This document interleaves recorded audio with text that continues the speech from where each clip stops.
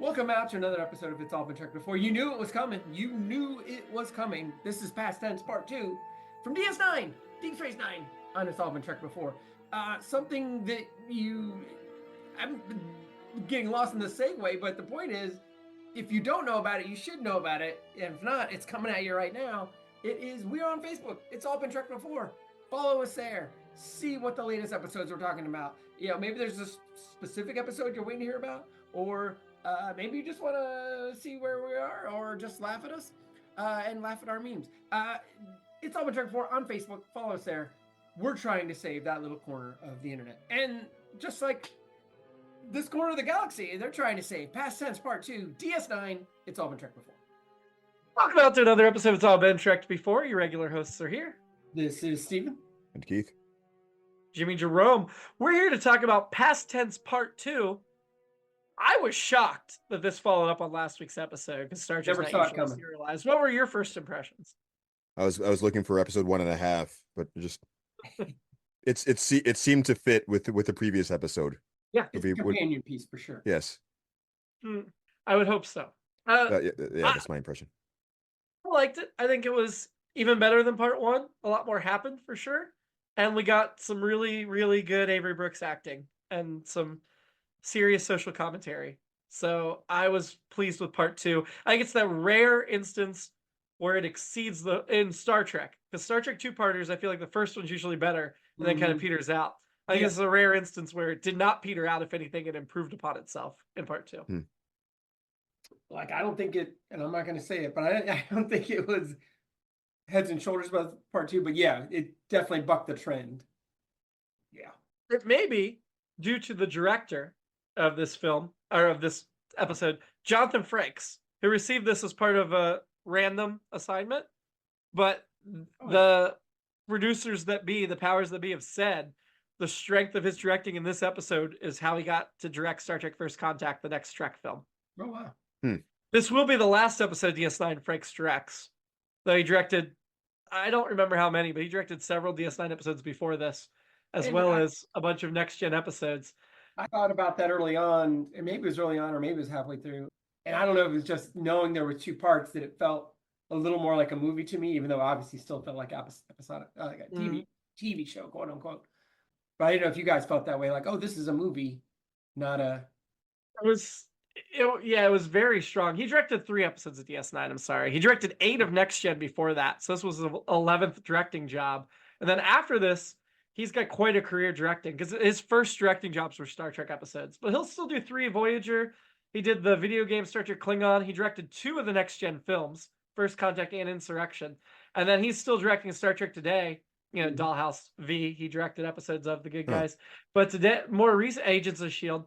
But more recently, he directed 2 episodes of The Orville, 6 episodes of Star Trek Picard, 8 episodes of Star Trek Discovery, and so far just 1 of Strange New Worlds. But I would imagine that'll go up. I can't imagine he's not going to get to do more. So, still a good director. But funny story about Jonathan Frakes, which ties into some very interesting trivia. Steven, do you remember in an episode, you might not remember this episode of the original series. It wasn't very good. It was called The City on the Edge of Forever. Kind of a forgettable episode. Yeah. Do you remember there was a poster for a boxing match in the background of that episode for a bout coming up in Madison Square Gardens? In this episode, when Kira and O'Brien go back to the same era, there is a very prominent poster for a boxing match in Bay Land Garden. And it says on the poster, their first rematch since Madison Square Garden. And they use the same design. Apparently one of the graphic guys studied the city and recreated it on his computer and printed out a new poster. And they said they never told Jonathan Frakes. They just stuck in the background. But when they got his directing back, he covered it very extensively. So it was very prominent. So they weren't sure if he knew it was a significant poster. It was just luck that he liked the design of the poster. But that's great. I missed that. I didn't catch it as I was watching it, but I think that's a really nice homage for the eagle-eyed. While we're talking about those two, their first 2 shots at finding their friends, I liked that it was just like, we're gonna drop in and then we're gonna get out. We're gonna drop in and then we're out. It's just like, you could say on one hand, you could be like, oh, they don't have the money and time to spend a lot of time here. But you could also go with, you know what, that's economic storytelling. It's just like, you can tell where they are. They establish it. They can't get a hold of them. All right, we got to hurry to the next one or whatever. Well, I mean, I think just standing there, you could do as long as you wanted without spending more money. They just kept redressing the same corner or the same building, which was fun. And they played, those scenes were so good for the comedy. I mean, O'Brien saying to Kira, like, oh, just let me do the talking. Because she's like, what? I'm going to say I broke my nose or whatever? That's dumb. And then she's immediately like, I broke my nose. Yeah. And then with the reaction of the hippies and stuff, like, they just really good comedy bits. Because in the part one, I was almost like, I don't need O'Brien and Kira story in the Defiant. It feels forced. It feels it does feel extraneous, but it's so funny. I don't mind. Yeah. So this I was referring too soon last week for this. Well, I'm scrambling up the way I'm even talking at the moment. Okay, the scene where Kira actually mentions her broken nose, or her quote unquote, I broke my nose. That is, I think, a perfect example of, I'm not sure, like, how far back in the past would you have to go for that kind of subterfuge to even be necessary, is what I try to imagine. Like, the average person in the street, are they going to freak out because you have some ridges on the bridge of your nose, or just, I don't know. I think you could get away with it in 2024. I don't think you could get away with it in 1994. Again, sign of the times. Really? Just ridges on your nose? I think people would just think it was either deformity or you were just one of those people that paid for really weird plastic surgery. Yeah. I again don't think it would be alien. Would not be the thought. Right. I thought, I guess it looked like a breathe right strip. If you guys remember those. Yeah. They're still a thing. Right. Yes, they are. They were first introduced in 92, and the popularity among consumers took off in what year? 1994. Oh, really? Inspired by this episode. But also, I know a lot of athletes started wearing them. Scottie Pippen's the guy I remember wearing them. But yeah, that's all I thought. I was like, you're wearing a breathe right strip. Nobody's going to even look at you twice. They're not going to even care. No. So it did strike me really early on that there are 10,000 people in the sanctuary district, and yet we keep running into the same 6 over and over again, which is very classic Star Trek. But and classic Columbus too. Well, to a certain extent, but I also think, budget is the main reason for TV. They do call the internet the net, or they talk about whatever they have as the net, which is that's not bad. I mean, that's not completely out of it. Yeah. I did wonder, so we get into the negotiation part where they're trying to talk on the screen, and BC has Sisko and Bashir behind him as he's talking and negotiating. And I was like, when did they become the leaders of this uprising? Because it was just the two of them with BC. Like, BC didn't have any lieutenants or anybody that were like his second. Again, I think it was budgetary and logistics, but like Sisko and Bashir immediately become his right-hand people. And I was like, well, that's quick and convenient. Yeah. I also wondered why Webb even showed up in the office when he came in and saw Sisko. Yeah. Was he looking for him, maybe? It seemed like he was just looking to see what was going on. But once he saw ghosts with guns, which he would have seen before getting into that room, I feel like Webb would have just left. So I don't know. One thing I really did have a problem with, I know it was budgetary, but I get why all the people in the sanctuary were wearing the same clothes in multiple days, but the rich guy was also wearing the same clothes in multiple days. Unless he's like, Tim Cook, who just wears the same outfit every day for simplicity. But his outfit wasn't simple, so I can't imagine that's what it is. And he bought Dax an outfit, but she wore the same outfit too. And I think he would have bought her more than one. So we get into some classic, I'm calling them action tropes, but classic bank robbery, hostage kind of things here. And then it also, I don't think I have a specific note on this, but it takes this weird turn with our guy BC where he starts being funny and almost an offbeat romantic comedy thing. Yep. And I'm like, that's a tough shift after episode 1 because he killed a guy, right? Didn't he kill? Yep. Or close enough. It's like, killed Gabriel Bell. Yeah. So I'm like, oh, that's right. Oh my God.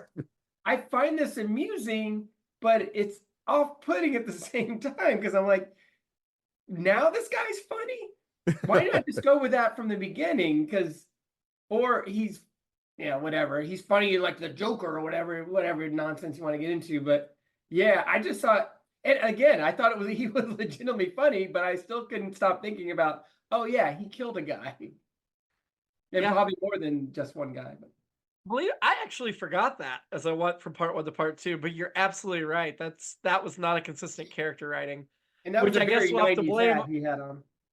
We'll have to blame our writers. Again, story by Ira Steven Bear and Robert Hugh and Wolf, but this time the teleplay was by Ira Steven Bear and Renee Archivaria. So Ira and Robert developed the episodes and then split the writing duties, but Ira also had Renee help him on his half. So O'Brien and Kira say O'Brien says there's 10 possibilities to where they could have gone, and they're going to beam back to all of them. Shouldn't they be closer in time than like the 20s and the 60s and the well, shouldn't they be like Tuesday, Wednesday, Thursday, or even Tuesday 5 a.m., Tuesday 10 a.m. Like I feel like time travel shouldn't be spread out over decades that way. Yeah, part of me was like, that seems too easy, but part of me was like, actually, I guess, and they set up there's 12 possibilities. We only have enough power or whatever to do 6 or whatever they end up saying. For 10, and they had enough power for 7, but of course they found on the 7th. Yeah. Or sorry, the 8th. They had enough power for 8, they found it on the 8th. Which, 8 out of 10, 80% chance you're going to get them on one of them, but the fact that it was the final one. Yeah. Like they should have said, we have enough for 2 more, and then they found them on the 7th. I don't know. Our guy Bernardo says, hey, Vin, we're not on duty now, so don't give me orders. I just want to make it home in one piece. I was sure he was a dead man, but he survived. And so they subverted my expectation there. So credit. We get into some sports talk about baseball and football. Yeah. Actually, one note on that, I think I have it. They start talking about the best baseball team. And so this is 94. And our guy, Dick Miller, says the 99 Yankees are the best team of all time. No one would say that, but they did win the World Series. And this is 94. And they hadn't even been to they hadn't made it to a World Series in 12 years at 12 years at that point. They hadn't won one in 16 years. So, I mean, on the one hand, it's like, especially now, it's like, the Yankees should be in it every year. But on the other hand, not bad. And that was kind of a dynasty. They won 4 out of 5 years in there. So, not a bad job. When he first said, I was like, oh no, that's the year they didn't win, but that was 97. So, good job, Star Trek writers there. Good job. And it's always easy to throw the Yankees in there. It would have been more interesting if they said the 99 Mets. Now you got something. Anyway, that might be all the sports talk. It's like, so Sisko and Bashir met Webb in the previous episode when his son was hurt and they helped him out. It's a really good thing Sisko never told Webb his name during any of those interactions until Webb shows up during the hostage situation. Well, I mean, they could have used the same explanation they gave to the clerk. They could have, but they didn't. He came in and immediately like, oh, his name's Bell. Okay. Yeah. Like he clearly, even though he plotted conspiracies with these guys, he didn't know their names. Just seems odd to me. Another funny line from our guy BC when he says, personally, I'm thinking Tasmania. That was actually funny. I thought that was hilarious. But that is funny. Again, he killed Gabriel Bell. Who tells them they don't like his hat? And I agree with him. Well, actually, I kind of like his hat, but it also is like, that's the guy, is, I guess you would still think is a douche. Oh, Sisko says it to him. Yeah, they built up to it though, because there's the funniest bit for me was just him getting close like that and doing, what, you tell me something better like this or like this, the brim. I was like, whoa. I did not see it coming. My next note is about that exchange, but what struck me was Sisko's like, up or down, it's your decision, and then flips it up after he had already put it down. So it's like, it's your decision, but I just decided for you. And Sisko says, you get on my nerves and I don't like your hat. Now put the gun down. That was just... It's very funny. And I guess we're in kind of I guess we're not in a Die Hard situation because they're hanging out together, I guess. So, our guy, that Jadzia is hanging out with, his His industry is called Chemtech Industries, which sounds Yeah. like something out of Office Space. It's very generic, which I guess that's where we live, but I thought that was funny. Yeah. There's an exchange shortly after this that I thought were two of the best lines in the episode. I can't remember who said them. I should write it down. But somebody says, "It's not your fault things are the way they are." And the other one says, "Everybody tells themselves that and nothing really changes." That was Yeah. the I was clerk. like, yeah. Yep. It was such a great scene. Chemtech Industries is a real thing, actually. Oh, is it? It's in South Africa. Okay.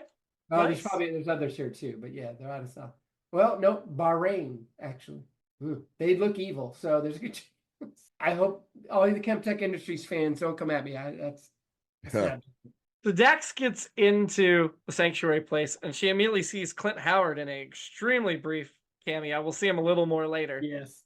Which I think he deserved a little bit more screen time than he actually got in this. But we've talked about Clint Howard before because he was back in the original series as Blaylock in the Corbomite maneuver. Yeah. But this will not be, thankfully, his last Trek appearance. He's got several other roles: Star Trek Discovery, Star Trek Enterprise, and Star Trek Strange New Worlds. He's in 3 more. This is his second of at least 5 appearances in Star Trek. So I clearly was not paying close enough attention because I was like, is that Clint Howard? And then I was like, of course it's Clint Howard. I saw his name come up in the credits. Yeah. Oh, no, I recognize it immediately. But really fun fact, Iris Daven Bear actually wrote the role for Iggy Pop. And Iggy Pop was on tour in Spain and couldn't do it. So they got Clint Howard. However, in season 6, they did eventually get Iggy Pop on Deep Space Nine. So hold your horse. Iggy Pop will arrive eventually for 1 episode because he actually got injured on tour and he was available to come do a guest spot. So Dax reprogrammed the card to get into the sanctuary place. And she even mentions that, and nobody's like, fix our access to the net, until she's like, well, first I'll go ahead and fix this access to the net. And I'm like, what? Wouldn't that be the first thing you say when she's like, I was able to reprogram the security perimeters? Sisko wants to send them away, though. And I'm like, isn't history more important? Like, I know he's trying to protect his crewmen, but he does need someone to watch his back, as Bashir points out, and I get that's why he lets Bashir stay. But seriously, he should probably let him stay in the first place. Just be like, it doesn't matter if I die. We just need to make sure this happens. He could use some help to do it. We had a scene of somebody talking about their sad story about having worked at a brewery and lost their job. And that character's name was, I had it here. Wasn't it Webb? No, Webb's the main guy. That was his dad. Well, I'm talking about Henry Garcia, played by Daniel Zacapa, who is best known for Seven, The River, The Mexican, and The Sandlot. 115 credits on IMDb. He does have an episode of Seinfeld. Remarkably, after this, he plays Power Guy in the season 7 episode The Cadillac. But this is his only... Oh, no! It's not his only Trek appearance. He did an episode of Voyager as well. Different character, obviously. We get back to Clint Howard, who thinks he's invisible. And we have the mental health stuff. And that was like... Well, first of all, I'm like, oh, good. Clint Howard gets some lines. I thought it was an affecting moment. I thought Dax's compassion towards him and sympathy for him was great. And the way she handled him, saying, yeah, I'm an alien, but I'm one of the good ones, and all that, I thought that was really well done. What I really didn't like about that scene was at the end, Bashir looking at him like he was a creep and gross. And Bashir is a health professional. And that just rang really wrong to me because I feel like Bashir would want to help him, not be disgusted by him. He's the one talking about these people need to be taken care of. Yep. Right. That just didn't fit for me. I don't know if it was Alexander sitting as an actor making a choice that was inconsistent with the character or what, but it didn't work. I'll just say, to offer a possible explanation, he has been immersed in a pretty bad situation for a bit. I mean, he's been around a lot of other people that were probably wearing down that kind of altruism. Maybe. I mean, we also see him having to fight. Yeah. So Dax goes back to the manhole, which she apparently left open this whole time. And nobody else, I guess, tried to go down it because you'd think she'd go down there, and there's now some people like holding the space down there because they've expanded out of the sanctuary. I don't know. Uh, it feels like they should at least lock the manholes or something in the city if they want people to escape that way. But there's security checkpoints down in there, I guess, because she said like she had to reprogram something.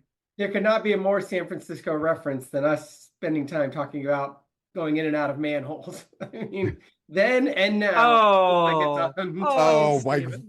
Wow, I can't believe it took me that long to get there. I was going like, what? Like these, like the Ninja Turtles, aren't they in like New York? I was like, what?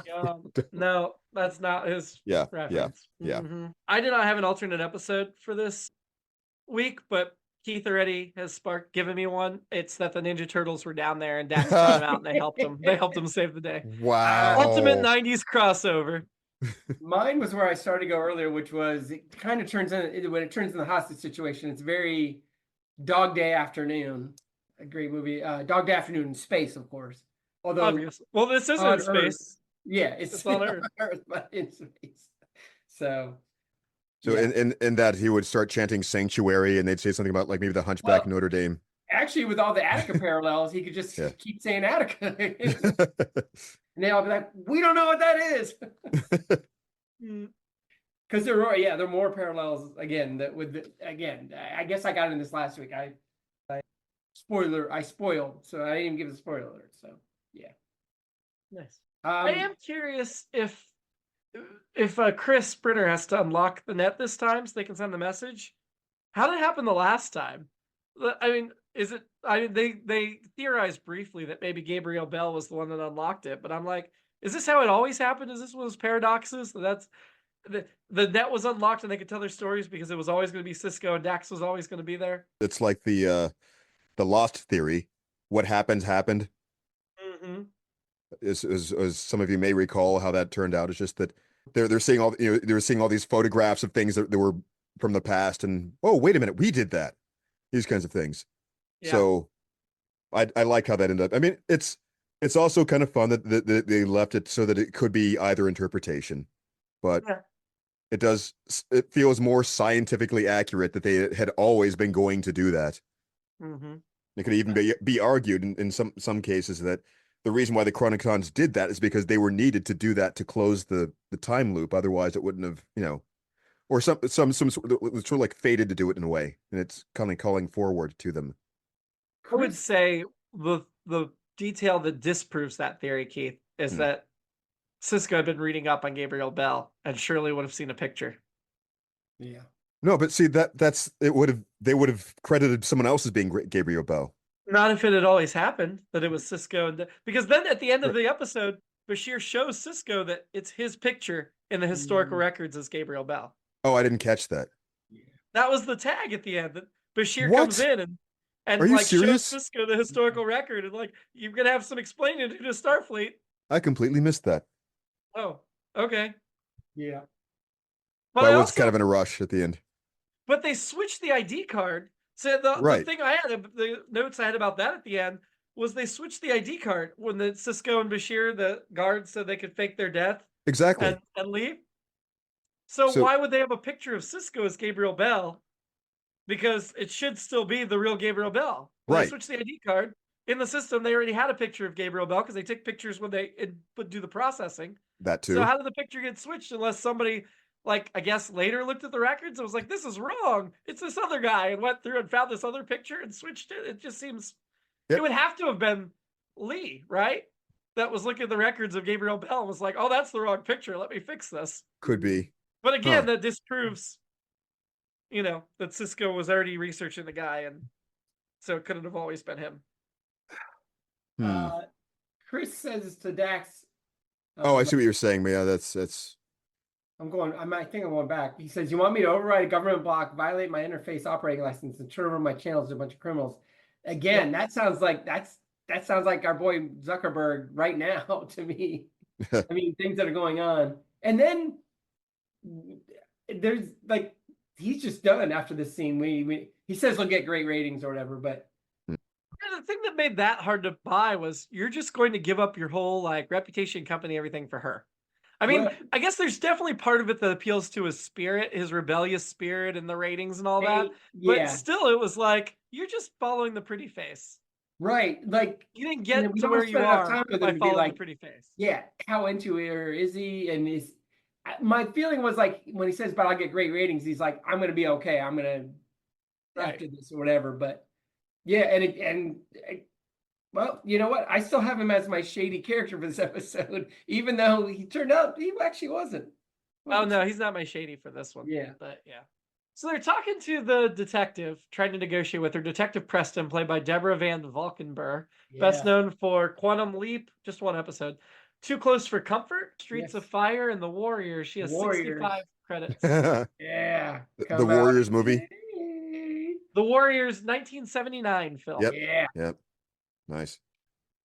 But they're Yeah, I negotiating knew with right her. away. I'm like, that's Deborah Van. I didn't see her name in the credits, but as soon as she showed up, like, that's Deborah Van Valkenburg. Nice. I didn't know who she was, but she looked familiar a Huh. little bit.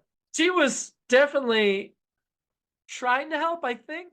But then that whole thing with the Yes. governor that was just like, we're gonna send him in. And she did try to stop it, to her credit. Well, But and yeah. I think that's another one of those parallels to Attica. And I also think, and I'm looking as I talk, this was the time when I think Pete Davis was the governor of California. He was a Republican. When this episode was filmed, you mean? Pete Wilson, not Pete Davis. Yeah, he was a governor from 91 to 99. And he might have been the last. Oh no, Arnold was probably the last Republican governor and that went great. But there was a song, I remember the song called Uber Alles. I gotta look it up now. Who did that around You this talking about the time? Dead Kennedys? California Uber Alice? Or Was that Dick Kennedy's? Yeah. Yeah. Yeah. It was about Pete Davis, I believe. Yeah, he was not a good dude. Or people didn't like. they mentioned Governor Jerry Brown in it. Oh, that's right. They talk about Jerry Brown. Yeah, California. Uber. In my mind, it was about Pete Wilson. But anyway, In real life, we don't know who the governor will be. Well, no, we do know. Oh, that's right. Because it's 2024. Gavin when Newsom. this episode came out, Pete Wilson was the governor of California, and he got elected again. But he Gavin elected now. Gavin Newsom is the current governor. And as much as I like some of his policies, I unfortunately could see him handling this a similar way, especially given how he's dealing with the homeless situation now. Yeah. Unfortunately. And the governor was absolutely awful here, sending in those troops, knowing that it was just rumors that the hostages were dead and never even confirming. Awful, awful stuff. Yeah, that was very, like I said, very Attica, very Rockefeller. I did notice as they were invading, there was a street sign that said quad cycles prohibited. I guess that's their version of the scooter in their time. Yes, Keith, right, in the 70s. So they bust in, the National Guard people or whatever, state whatever, bust in, and they point their guns at Vin, the older grizzly guard, and he's like, "Why are you pointing at me? I'm a hostage." And then they just immediately like take their guns away and listen to him and leave him in charge. And I'm like, you're not going to verify his identity in any way. They just walk out and leave him in charge of the situation. I'm like, that's not how it would go down. Because what was to stop one of the terrorists, one of the homeless, from putting on his uniform and pretending to be, right? Well, that's what happens in a lot of movies and shows, is a little twist, right? for people escaping that way. But yeah, it's they might have been conflicted, they might not have been, but I think there was kind of a hint that they were there to just exterminate everyone anyway. And I think maybe they got cold feet there. Well, they killed Webb, unfortunately, right? And they shot Bell in the arm, but then they just left. They didn't exterminate anybody else. There were still hostages in the room. They're just like, hey, Vin can be in charge. It's fine. I think at Attica they killed some of the security guards there too. But what I'm getting at, though, is that the reason why I would pick, say, the governor is the shady character is they probably didn't, and they probably knew that there might have been survivors. And it's just like, let's just go ahead and start shooting because the hostages might know too much now. There might be something they don't want to get out to, public at large. Well, they don't want the protest to spread. And I am totally on board with you on shady. We're almost there, but yeah. Of the 43 men who died at Attica, 33 inmates and 10 correctional officers, all but one guard and 3 inmates were killed by law enforcement gunfire. So there you go. So Bell's death turns Vin pretty quickly into a sympathetic character who is now agreeing with them. Quite the turn. That was a really quick flip. That's that Star Trek positivity, but yeah, I found it hard to buy. I did too. I liked it. So the older guy who who got saved by Cisco essentially jumping in Yeah. front of the bullet. Yeah. And Webb's death seemed kind of pointless, other than just to make you depressed at the end. Like, oh, bad stuff did still go down. Yeah. I think it also, I don't know. I mean, when they made the explanation, they were setting up the stakes. It made sense to me that it takes those kinds of people just don't seem to pay attention unless the story seems sad enough. I mean, like in real life, I mean, well, my mind is going on, several different places right now. One, of course, is that we're also very worn down and sort of numbed to that sort of thing by this point. But in general, those kinds of news stories need to have like a specific person to put, like, look at this person who got killed senselessly, to stoke up public support. Otherwise, they would have said, sorry, I can see the public in this world having written it off as just being more criminals doing criminal things. And Or, well, why is it not called the Webb riots? Why is it called the Bell riots? Well, and they think, but they both died. So I thought they just shot Webb as a fake out. So like with Cisco, like, oh, they're both dead or whatever. And then when you see Webb dead, you just assume Cisco's dead too. I think that was part of the fake out, but that Cisco survived. But I was still sad that he died. Digging into my Attica 1970s. I lived near Attica when it happened. I was also 4. Probably wasn't your fault. It was not. I know my parents were very upset Suspicious. about it. What's that? Suspicious. It might have been their fault. But to the point you guys are making at the time, it was very much like, well, it's a bunch of prisoners.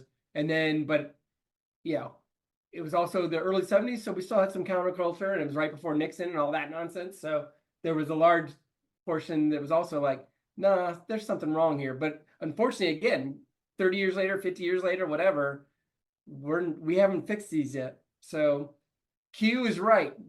Be done with these people. But I'm going to try and stay hopeful. Glass half full. Except this is last. Let's say. Well, the last note I have is at the Cisco Bashir conversation after Bashir shows Cisco that he's Gabriel Bell in the history books now. They just ask each other, like, how did this get so bad? And in 1994, I was like, yeah, I mean, I didn't watch it in 94. I probably watched it in like 2002. But I was like, yeah, how did they let it get so bad? And now I'm sitting here in 2024. Like, I've lived through how it got so bad. I get it. And I wish I could explain it to them, but also I wish it hadn't gotten so bad. Yeah. In 94, me having lived through 12 years of Reagan Bush, and now we had Clinton in the office, I'm like, things are getting great. But nope. Having being in law school and being like, I'm gonna stop this. Sweet summer child. But I'm with you, Jimmy. Those last 2 lines they just then, and especially now, is like you're describing exactly what happened, and that's impressive to me. I mean, it's sad, it's sobering, it's depressing. I mean, I don't think they predicted Trump or MAGA. But I think they could already see the trends were moving in the wrong direction. We weren't really doing anything about it. And Clinton, while seen as a very positive figure in a lot of ways, did not solve the issues we needed him to solve or even really work towards them much. Yep. And as we're talking right now, I just got an email news thing that Comcast, which is willing to pay their employees as much as $10,000 to travel to a state to get an abortion, just donated $50,000 to Ron DeSantis's specific Florida Freedom Fund that supports banning abortion. This is how we get so bad. Get the freaking money out. Stop letting corporations run things. Stop. Whatever. And now we're about to get cut off any second. Or they're going to stop letting our podcast be heard in Florida. Yeah. No, I think that just the last 10 minutes of this, the podcast when he uploads is just gonna be like white noise static. It's just, we're getting cut right now, and then it's just for the effect. I'm going to go ahead and say out here publicly that Trump is awful and terrible and should be locked in jail forever, so that now when this podcast goes live after the second inauguration in January, that will land me in jail. And static. Yep. This podcast will go live in March. So we'll already have had a inauguration one way or the other. Optimistic. Dated character, I think Keith and I already said the governor. Yeah, can I switch to that? I'm gonna switch to that as well. No, you have to commit to whatever your first instinct was. Yeah, governor's unanimous. Who was your annoyance? Older guard. Yeah, I'm Vin? gonna switch to that too, Keith, because I Yeah. had BC, but he's funny in this episode. Yeah. Even though I don't think it makes sense, but he is funny. I'm not going to unanimous it because as much as I did not like him speaking up, I thought it was very consistent with the character the way it had been written so far. Yeah. I think the turn was where it got annoying because it wasn't Yes. within his character.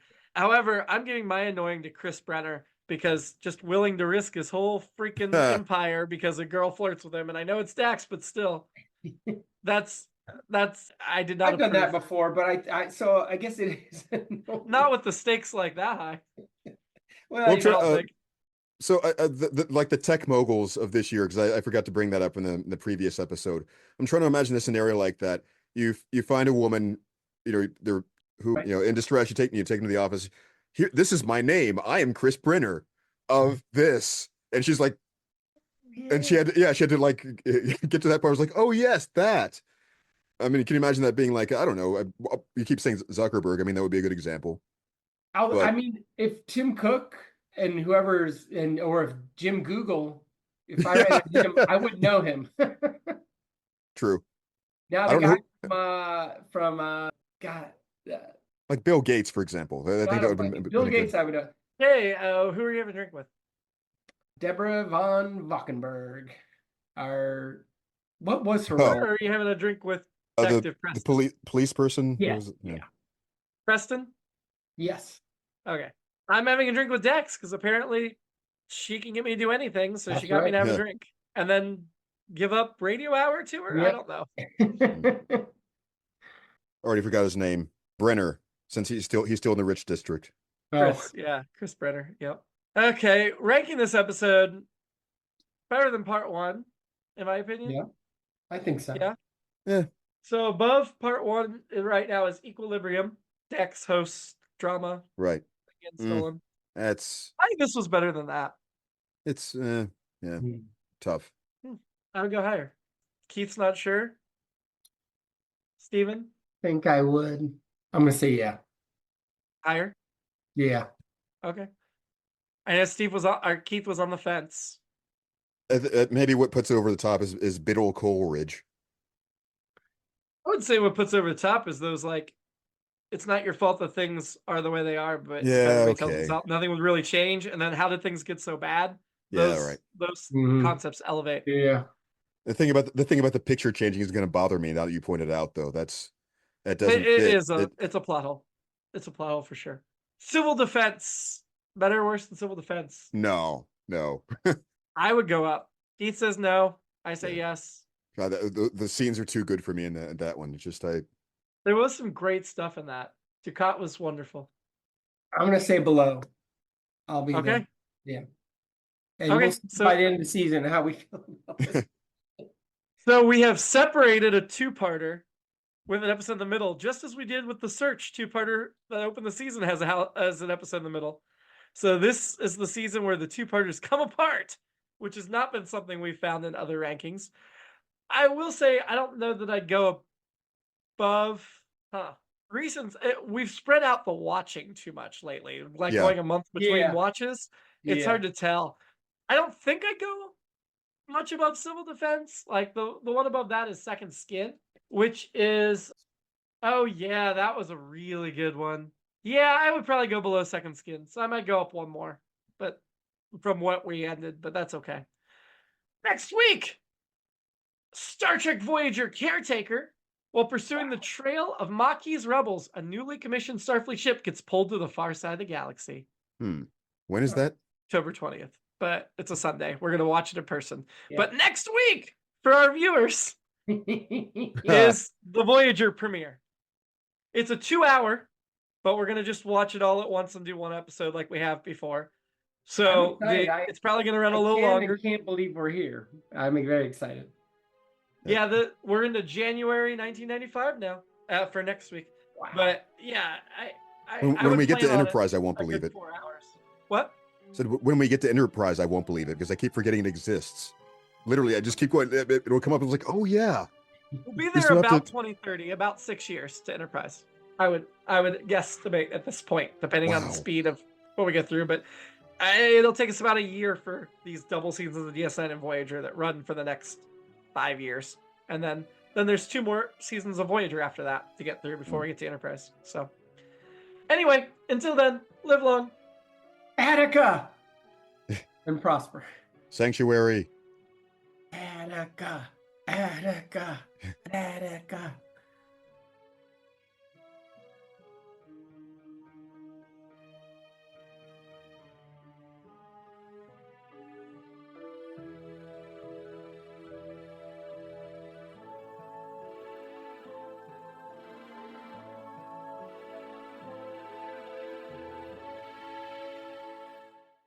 It's All Been Done presents Who's got the time?